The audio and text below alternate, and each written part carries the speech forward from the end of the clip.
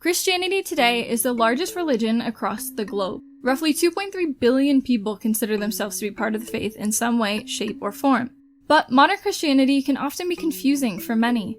With so many different denominations and churches whose theologies differ sometimes greatly from each other, it can make it difficult to keep track or even understand where all of these variations came from. Well, a good place to take a look is actually at the largest Christian denomination today, Catholicism. Catholics account for around 1.3 billion of today's 2.3 billion Christians, and their church, at one point, was actually the source of two major breaks in the Christian religion, which, over time, brought us to where we stand now with about 45,000 different denominations within the faith. So, why did the Catholic Church have two schisms? The first time that Christianity truly became divided into some of the now contemporary branches was all the way back in 1054. Tensions had been rising for some time between the Western and Eastern churches of Europe, and there already existed an unofficial divide in many ways. It was back in the 2nd century that the Quartodeciman controversy first created a rift between the East and West after the Bishop of Rome, known generally as the Pope, overextended his authority in the eyes of many from the East. This became a running trend all the way up until the actual break, as the East strongly believed that the Pope had no more God-given authority than the patriarchs around Europe, while the popes themselves generally disagreed. This made power politics a huge brick in the wall that was slowly forming between the Church of the West and the Church of the East. But this alone would not cause the schism. Instead, there were three more vastly significant factors: the Nicene Creed, married clergy, and, well, bread.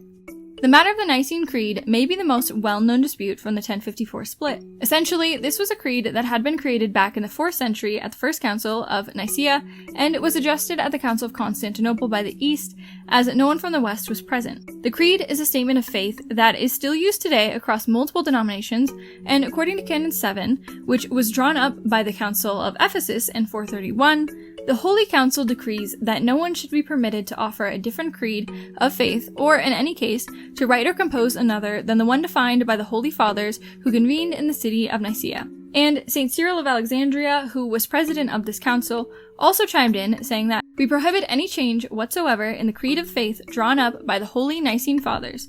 We do not allow ourselves or anyone else to change or omit one word or syllable in that creed." These statements still serve today as points of discord between the East and West because a couple of confusing things happened over these centuries. For one, as earlier mentioned, the Eastern Church had actually already changed the creed by adding to it, which goes directly against the statement of St. Cyril, unless, of course, he was intending to reference the Constantinople version of the creed drawn up by the Holy Nicene Fathers. This could actually put the Eastern Church under intense scrutiny if he meant otherwise, but luckily for them, the West unintentionally shifted the criticism onto themselves. See, the post-Constantinople version of the Creed includes a portion that states, "I believe in the Holy Spirit, the Lord, the giver of life, who proceeds from the Father." At some point, though, over in Rome, they decided to add the words, "and from the Son," onto the end of that line. This was said by the West to have been a simple difference in translation, as the Greek and Latin versions are not quite as clearly differing as in English, since the wording used by Rome in the translation could mean more as flows through, as opposed to implying that one comes from the other. The Greek wording, however, is simply defined more as originates from, which is of course sharply different. This led to some heated disagreements between the East and West, as the East even accused the West of heresy at times, while the West casually shrugged the whole debate off as an issue of translation. This problem would never be resolved and remained a constant flow of gasoline on the growing fire. There were still the issues of marriage and bread as well, which seem a bit odd, but let's take a look.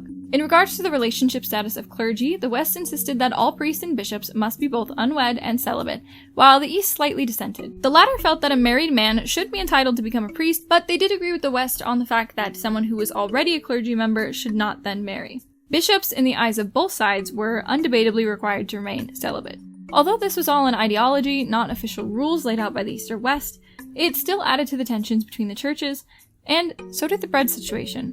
This one was pretty straightforward and possibly the least of their worries, but still, the dispute existed. Essentially, the West felt that the Holy Sacrament of Communion should be given using unleavened bread because they believed that it's likely what would have been served at the Last Supper. The East, however, saw unleavened bread as a symbol of lifelessness and therefore chose to utilize leavened bread as an embodiment of the resurrection. All of these disagreements, spanning from what bread to use to who the most powerful man in the faith was, would eventually lead to the dramatic excommunication of the Patriarch of Constantinople at the Hagia Sophia during Divine Liturgy on July 16, 1054. This was the Great Schism and the monumental split of the Catholic and Orthodox churches. You would think, logically, that this schism would have settled things down. The Catholics could now move on with their beliefs and the Orthodox with theirs. And that is what happened for the latter.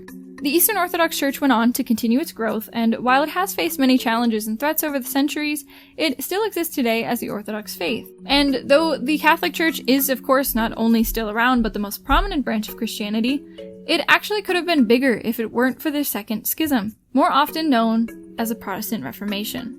This second schism came in response to the publication of the 95 Theses by Martin Luther in 1517, but as with the first, this schism had been brewing for a long while and was not quite as simple as a one-time event. Nor was Luther the only leader of the Protestant movement. But for the sake of saving time, let's summarize. German professor and priest Martin Luther had been seeing what he believed to be major flaws in the Catholic Church for some time. A lack of spirituality, the sudden sale of letters of indulgences that supposedly would shave off some of a person's time in purgatory, the belief that humans receive salvation from both God's grace and their own good works, and the idea that the Bible was not the only reliable source of authority, as the Catholics said the Pope and Church itself were as well, all added up for Luther. This eventually led him to write the 95 Theses and set off the Protestant movement throughout Germany. Over in Switzerland, a similar trend began in 1522 that would eventually be strongly led by John Calvin, whose name would be lent to the Calvinist theology, as Luther's would to Lutheranism. And it didn't take long for these ideological rebellions to infect England, which found itself in its own Reformation roughly a decade later. This movement differed slightly from the others as it was prompted by King Henry VIII himself over both religious and political dissatisfaction. All in all, the Catholic Church miserably failed to react to these back-to-back Reformations, and by the end, Bibles were finally being printed in local languages so the people, not just the church, could read it and interpret it for themselves. Multiple branches of Protestantism had been created, and the movement was only beginning. Today, Lutheranism, Calvinism, Anglicanism, Adventism, Methodism, Pentecostalism, Baptist churches, and many other Protestant or non-denominational branches of the Christian faith exist outside of the Catholic Church. This is, obviously, in addition to the Orthodox Church. So, while the Catholic Church has remained the largest theological group of Christians, it still suffered from two pretty big divisions. In simple terms, these breakups were triggered by a blurred medley of ideological and political disagreements that were deemed by at least one side to be unsolvable, and ultimately doomed Catholicism to two lofty schisms.